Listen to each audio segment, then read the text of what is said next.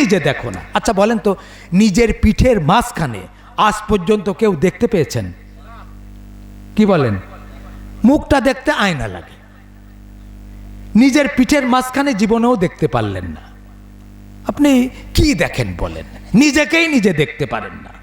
তুমি নিজেকেই নিজে দেখতে পাও না, আর তুমি সব কিছুর স্রষ্টা, তুমি তাকে দেখবা, দুঃসাহস তো তোমার কম না।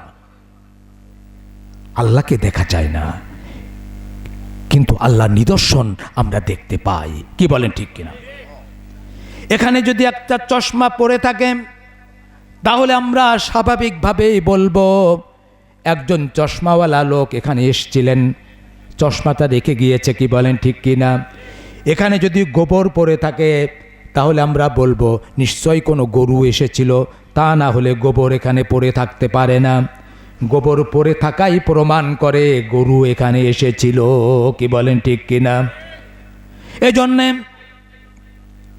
আল্লাহ রাব্বুল আলামিন তাকে আমরা এই চর্মচক্ষে দেখতে পাই না, কিন্তু আল্লাহ পাকের নিদর্শন সব জায়গায় বিরাজমান। এর জন্য কবি বলেন, জবকে সামায়া आँखों में मेरी जदहर दिखता हो उदहर तू ही तो যেদিকে তাকাই আমি শুধু ওগো শুধু তুমি, তুমি আছো সুন্দর মাঝে।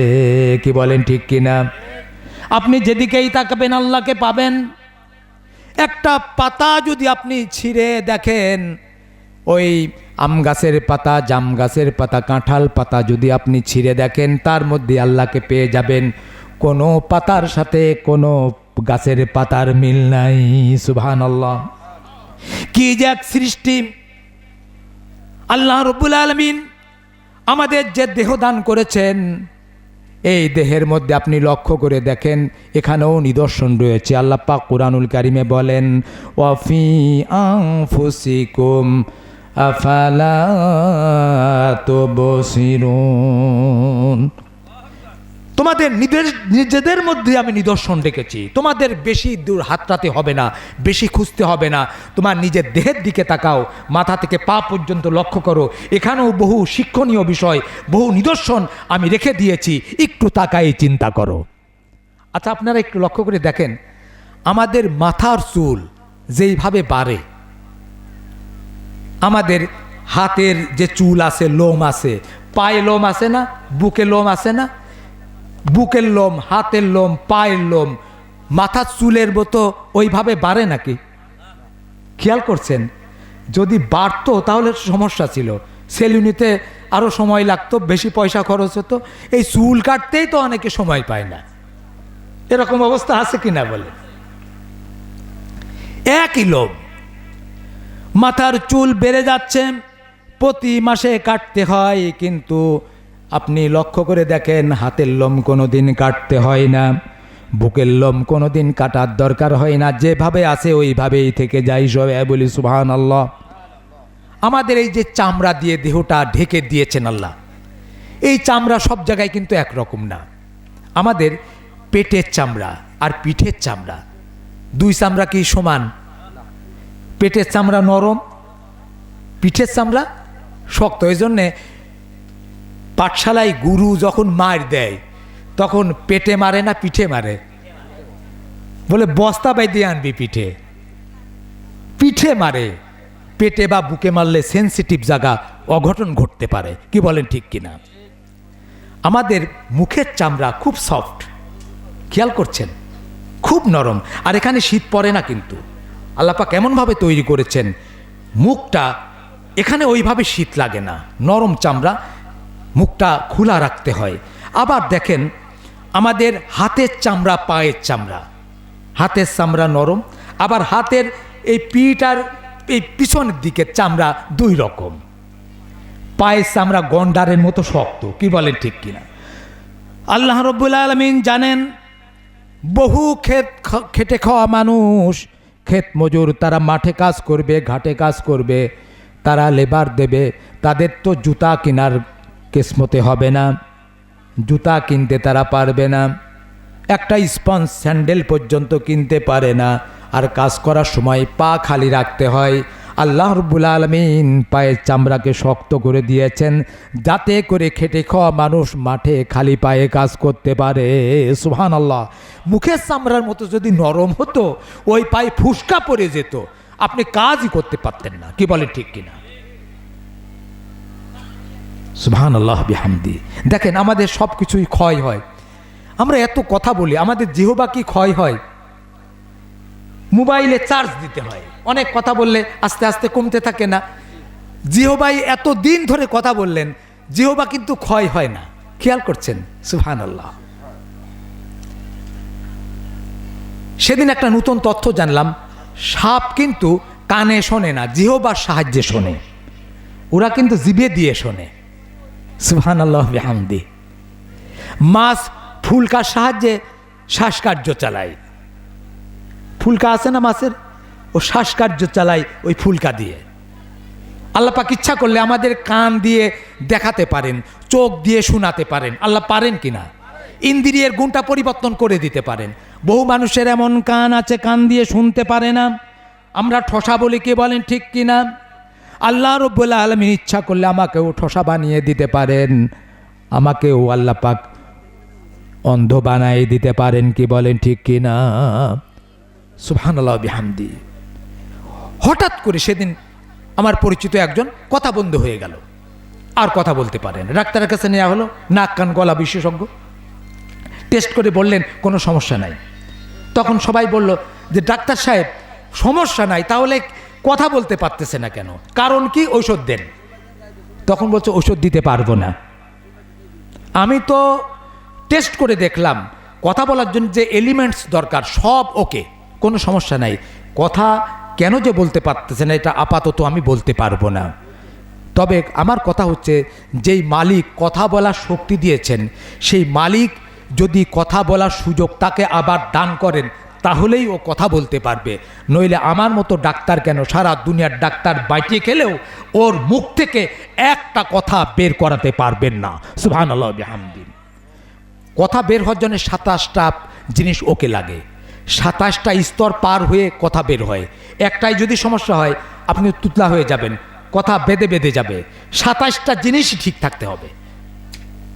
আল্লামাহুল বায়ান।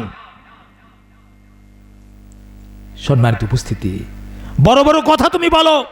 এই মুসলমানও, বহু মুসলমান আছে রোজা রমজানের দিনে প্রকাশ্যে চায়ের দোকানে চা খায়, আর বলে কই আমার তো কিছু হয় না।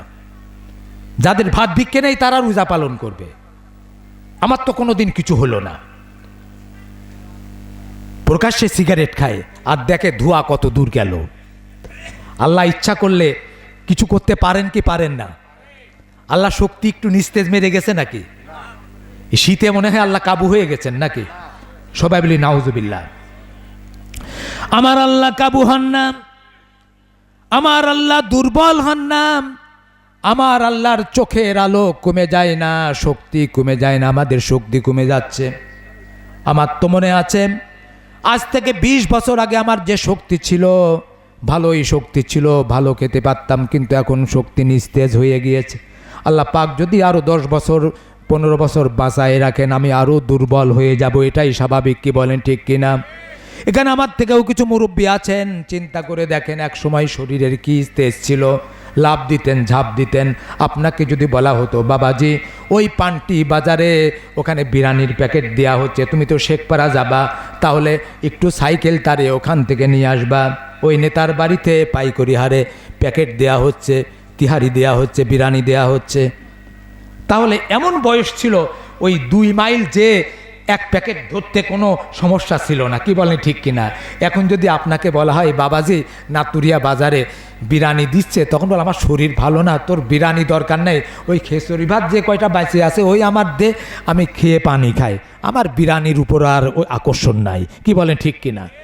যদি কেউ এনে দেয় গুড্ডি খাবো, আমার ওই তেলা জিনিস ভালোও লাগে না, নুসান নাই, শখ মিটে গেছে, সব শেষ। কি বলেন ঠিক কিনা? বন্ধুগণ, চোখের জ্যোতি কে দিয়েছেন? কথা বলার শক্তি কে দিয়েছেন?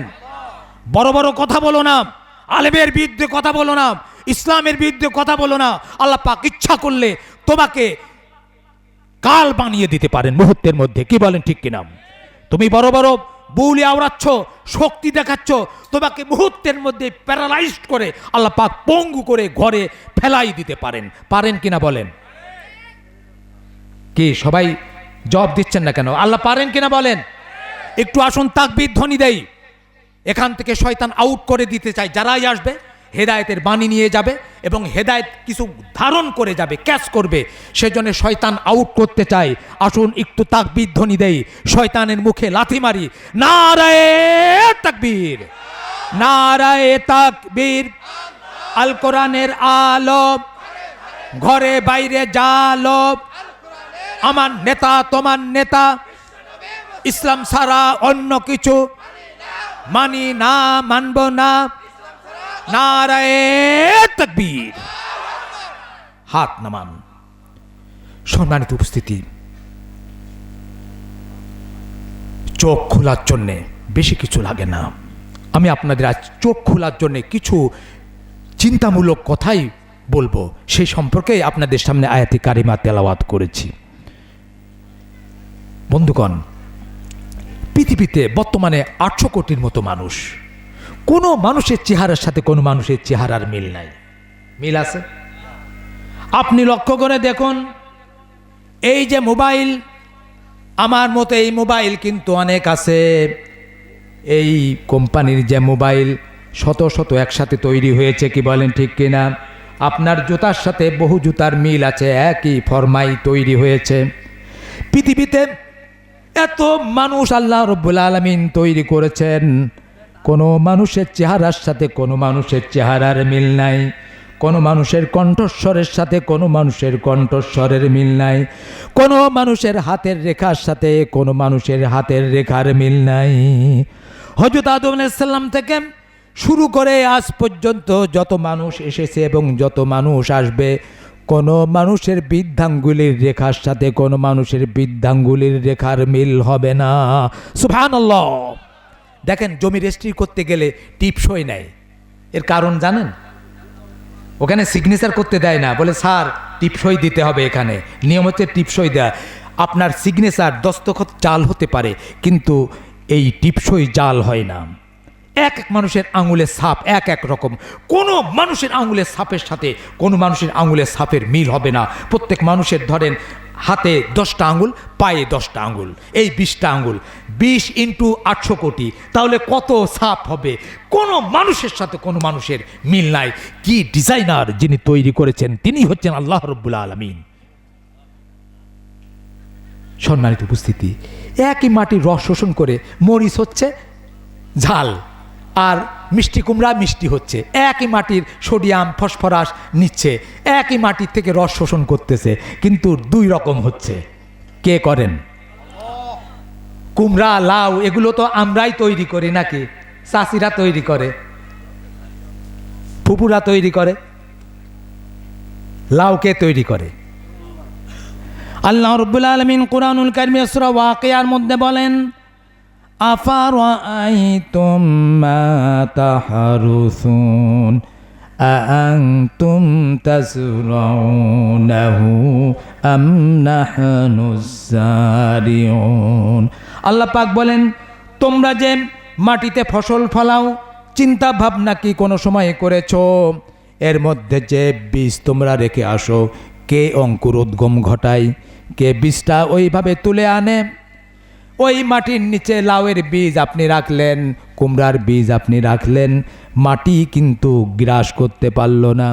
মাটির নিচে যদি লোহা রেখে দেন, কিছুদিন পর লোহা পাবেন না, লোহা মাটির সাথে মিশে যাবে। কি বলেন ঠিক কিনা? লোহা কি লোহা থাকবে না, মাটির সাথে মিশবে? আজ হোক কাল হোক লোহা মাটি হয়ে যাবে, কিন্তু লাউয়ের বীজটা মাটি খেতে পারল না, কুমড়ার বুঝটা খেতে পারলো না। ওটা আস্তে আস্তে আল্লাহ জিকির করতে করতে উঠে গেল। আল্লাহ আল্লাহ আল্লাহ লা ইলাহা ইল্লাহু। একটু জিকির করি, আল্লাহ আল্লাহ আল্লাহ লা ইলাহা ইল্লাহু। আল্লাহু আকবার। আল্লাহ জিকির করতে করতে উঠতে থাকলো। অঙ্কুরোদ্গম হয়ে গেল। এরপর সেখান থেকে আমরা লাউ পাচ্ছি, কত নরম তুকতুকে এর ডগাগুলো, কিন্তু লম্বা বড় একটা লাউ আমরা পেয়ে যাচ্ছি। অনেক গাছে এমন আছে 50-60টা লাউ, শতাধিক লাউ আল্লাহ পাক দান করেন। সবাই বলি সুবহানাল্লাহ, একটু জিকির করি লা ইলাহা।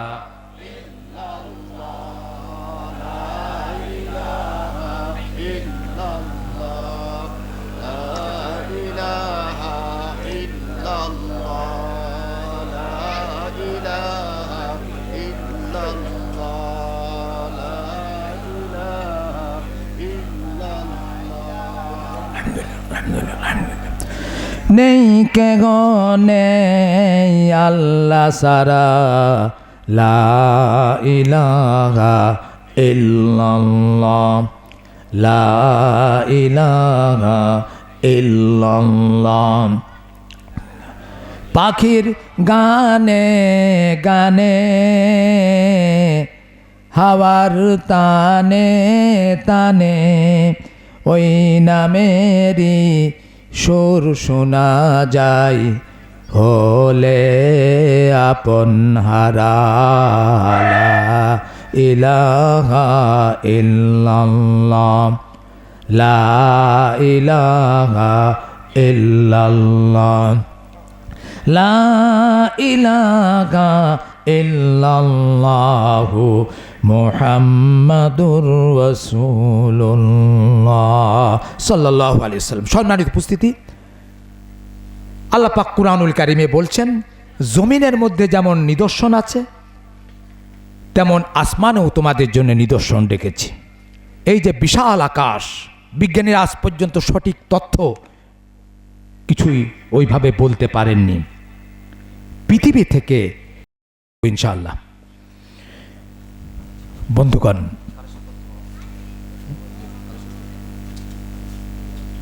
বন্ধুগণ, এই মাহফিল আজ 20 বছর এখানে হচ্ছে। আলহামদুলিল্লাহ, প্রতি বছর আমার এখানে থাকার সুযোগ হয়েছে। আমি মোবারকবাদ জানাই মাহফিল কমিটিকে, আমাকে তারা ভালো জানেন। আমিও মাহফিলের কথা দূরেও যখন যাই, আমার মনে পড়ে এই বল্লভপুকুর ঈদগাহ মাঠের মাহফিলের কথা। এই মাহফিলের জন্য অনেকের প্রাণ কাঁদে, অনেকেই ছুটি নিয়ে চলে আসে, মাহফিলের সময় ছুটি নেব, এইরকম একটা চিন্তাভাবনা প্রথম থেকেই থাকে। এটা একটা আবেগের ব্যাপার, আপনি বিশ্বাস করেন। এই মাহফিলটা টিকে আছে। অন্যান্য জায়গায় মাহফিল কিন্তু 2-1 বছর বাদও গিয়েছে। আপনারা জানেন দুর্বাচার একটা বিশাল মাহফিল হতো, ওই মাহফিল মনে হয় কয় বছর হয় না। উত্তর চাঁদপুর মাহফিল হতো, 3 দিন ব্যাপী মাহফিল হতো। এরপরে ভরুয়াপাড়া মাহফিল হতো। মাহফিলগুলো এখন সিজনাল হয়, আবার বন্ধ হয়, এরকম। কিন্তু আল্লাহর একান্ত মেহেরবানি, আমরা প্রশাসনকে সাধুবাদ জানাই। আমাদের জাহাঙ্গীর সেও একটু চেষ্টা করে, এখানকার লোকের দোয়াও আছে। আমরা এই জন্যে সরকারকে সাধুবাদ জানাই, প্রশাসনকে ধন্যবাদ জানাই। এ মাহফিলের অনুমতি আমাদের জন্য ওপেন করে দেওয়া হয়েছে। এ মাহফিল ইনশাআল্লাহ এখানে চলবে এবং আমরা দোয়া করি কিয়ামত পর্যন্ত এই মাহফিল যেন চালু থাকে। সবাই বলি আমিন। এই মাহফিল চালু থাকার জন্যে আমাদের ত্যাগ আছে, এই ত্যাগ আমাদের একটু বাড়াতে হবে। এবার মাহফিলে লোক সংখ্যার সমাগম কম, মাহফিলের প্রচুর খরচ খরচা হয়েছে। এ মাহফিল যদি টিকায় রাখতে হয়, তাহলে মাহফিলের জন্য আমাদের কিন্তু একটু উদার হস্তে পয়সা করি খরচ করতে হবে, দিতে হবে। রাজি আছেন কিনা বলেন? এবার মনে হয় ভয় হয়ে গেল নাকি? গাড়ি চালাতে হলে তেল লাগে কি লাগে না? তেল ছাড়া হুকায় কি গাড়ি চলে? অনেকেই আবার বলে হুজুর ডাকবা ওয়াজ করবে চলে যাবে, কিন্তু যেখানে কনসার্ট হয় ওখানে কিন্তু আবার পয়সা দেয়। এরকম কিছু জ্ঞান পাপিয়া আছে, ওরা কনসার্টে পয়সা দিতে কোনো দ্বিধাবোধ করে না, ওয়াজ মাহফিলে পয়সা দিতে তাদের কিন্তু দেল কাঁপে। সবাই বলি নাউজুবিল্লাহ। আমি বিশ্বাস করি এই অঞ্চলের দলমত নির্বিশেষে এই মাহফিলের উপর সবার একটা দুর্বলতা আছে। আমি এই জন্য সবসময় বলি মাহফিলে কেউ বিরোধিতা করবেন না, সহযোগিতা যদি করতে পারেন ভালো কথা, এটা একটা নাজাতের ওসিলা হবে। কি বলেন ঠিক কিনা? উৎসাহ দেবেন। এ মাহফিল ইনশাআল্লাহ চালু থাকবে। যদি আপনি সহযোগিতা না করেন আপনি ঠকবেন, কবরে যাওয়ার পর বুঝতে পারবেন যে মাহফিলে কেন সহযোগিতা করি নাই। এ মাহফিলের স্থায়ী কিছু সদস্য আছে, আমি চাই সদস্য সংখ্যা আরও বৃদ্ধি পাক। এখানে যারা যুবকরা তোমরা আছো, মুরব্বীরা আপনারা যারা আছেন, আমি সবাইকে বলবো এ মাহফিলের জন্যে আমরা প্রতি বছর যারা সদস্য হিসাবে টাকা দেয় না, সদস্য হিসাবে আমরা টাকা দেব। রাজি আছেন কিনা বলেন? একটু জোরালো কণ্ঠে আল্লাহকে সাক্ষী রেখে বলবো, জানি না আমি আপনাদের মাঝে কত বছর কথা বলতে পারবো। আল্লাহ পাক হায়াত দারাজ করেছেন, এ বছর এই জন্য কথা বলার সুযোগ পেয়েছি। নিঃশ্বাসের বিশ্বাস নাই, দম ফুরালেই ফুস, এটাই তো জীবন। হায় রে জীবন, মৃত্যুই শেষ ঠিকানা, পৃথিবীর সব রে মুছে দেবে, তখন আর কেউ সাথী থাকবে না, সাথী থাকবে না। আবার যখন ফুরাবে দিন, আসবে গহীন রাতি,